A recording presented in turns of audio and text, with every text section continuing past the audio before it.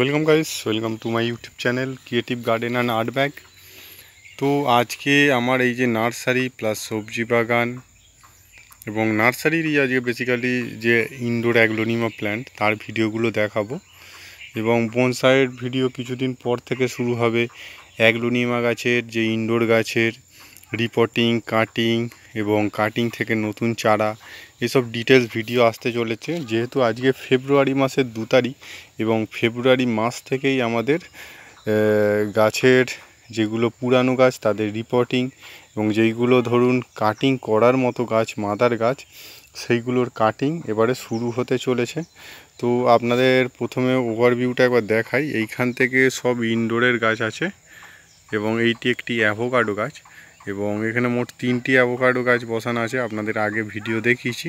তো খুবই গাছগুলো ছোট এখন, তো এখনও 2-3 বছর না গেলে এইগুলোতে ফল আসা একটু মুশকিল আছে। তো ফল আসতেও পারে আবার নাও পারে, কোনো গ্যারেন্টি নেই। তো এইগুলো হচ্ছে গ্রিন ভ্যারাইটির অ্যাগ্লোনিমা এবং এইখানে যেগুলো আছে এইগুলো রেড ভ্যারাইটি, যেটা জুন জুলাই কেটেছিলাম এবং সেইগুলো এইভাবে আছে। কিছু নষ্ট হয়েছে, কিছু ভালো আছে এবং কিছু আবার নতুন এই দেখুন নতুন পাতা বেরোচ্ছে। তো এইগুলোকে আমাদের এবার রিপোর্টিং করে দিতে হবে।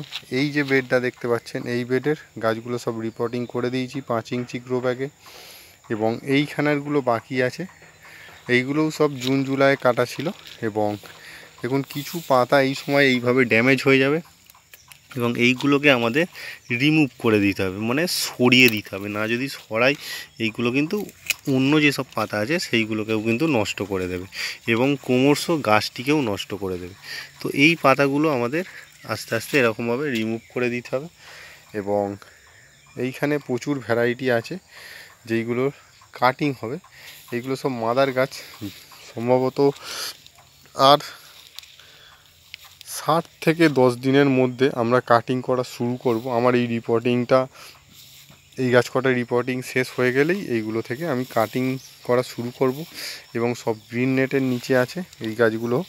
কিছু গাছ খালি আকাশে আছে, যেরকম এইখানটা দেখুন একদম ফাঁকা, কিন্তু এই গাছগুলো একদম খোলা আকাশের নিচে আছে এবং এইগুলো সব কিন্তু মাদার গাছ এবং নতুন শুটস বার হচ্ছে। তো এই গাছগুলোকে এবার কি খাবার দেবো, কিভাবে মেনটেন করব এবং কি পরিচর্যার মাধ্যমে গাছগুলো থেকে অনেক বেশি আমরা প্রোডাকশান করতে পারি, তো সেই ভিডিওগুলো দেখাবো। যেমন এইখানে একটা গাছ দেখাচ্ছি আপনাদের। তো এর কিন্তু নতুন এই যে দেখুন শুটস বার হওয়া শুরু হয়ে গেছে।